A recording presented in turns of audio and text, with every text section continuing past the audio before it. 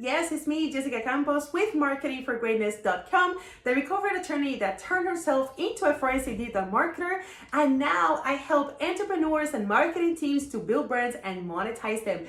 Yes!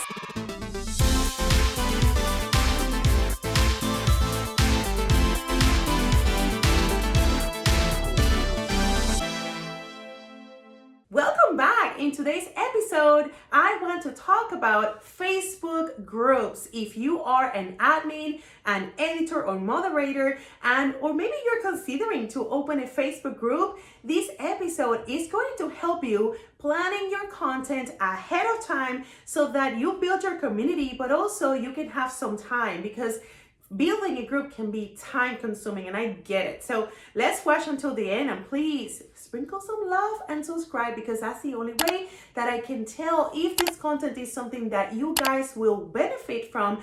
And by you liking and commenting and subscribing, then YouTube will give me more love and I can keep producing more videos like this. So can we have a deal? As always, on each episode, we want to give a shout out. And this one goes out to Sandra D. Robinson. Sandra D. is a life coach, and she has a very special methodology that she helps leaders to understand where their power is, and they work with horses. So follow her and support her mission. You will love her content, by the way.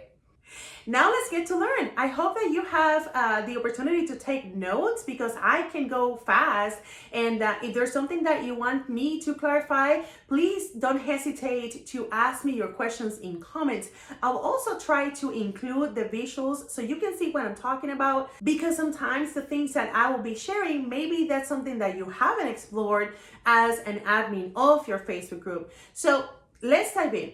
Facebook groups had a lot of updates actually over the last 12 to 18 months, since Facebook announced that they wanted to give more attention to friends and family and communities. They started to put a lot of attention in Facebook groups. So now admins have the opportunity to see more than what they usually were able to see. So one thing that your group has is analytics. If you haven't seen the analytics, probably it's because your Facebook group is owned by your personal page. And what you need to do is claim your Facebook group as a business page, and then you will have access to see the analytics as the Facebook group manager.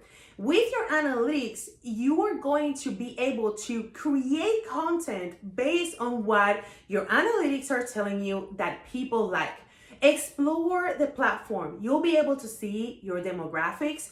You'll be able to see even when are the days of the week, the times where your group users are more engaged. And with that, you can actually use the scheduler to use the schedule so your content can be left there ahead of time. I usually post the content for our groups every Sunday, and I usually like to just leave 1 week ahead, because my group is a local group for networking opportunities, and the more fresh content we have for our community, the more engagement we get. I guess that relevancy it's something that you need to consider when you're planning the content ahead of time. So because of that, my recommendation, again, just schedule 1 week ahead. So I don't know how your analytics are looking like, but I'm going to assume that you want to schedule your content ahead of time. What the insights of our analytics in our Facebook group revealed to us was that there were only 3 kinds of content that made our group to go all in engagement. And guess what? Those are the only 3 things that we just shared.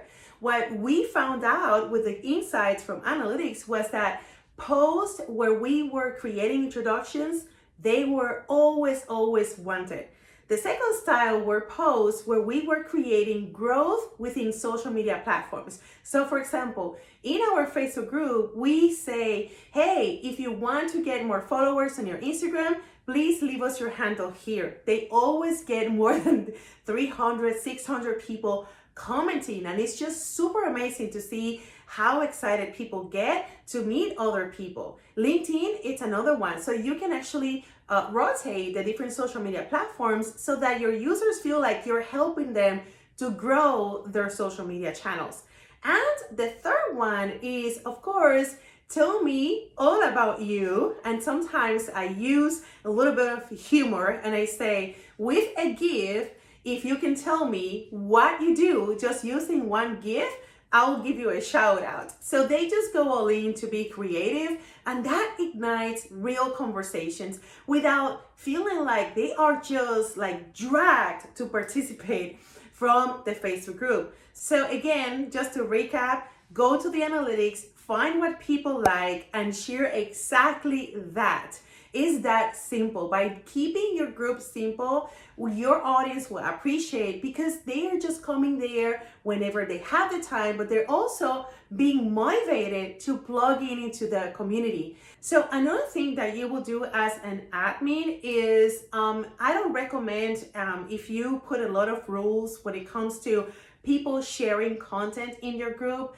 In fact, you want to encourage them to share content in your group. So one thing I did was I educated them into what content is. And I say, guys, if you know about another group where you're having a lot of engagement and when you see a lot of opportunities, please share here.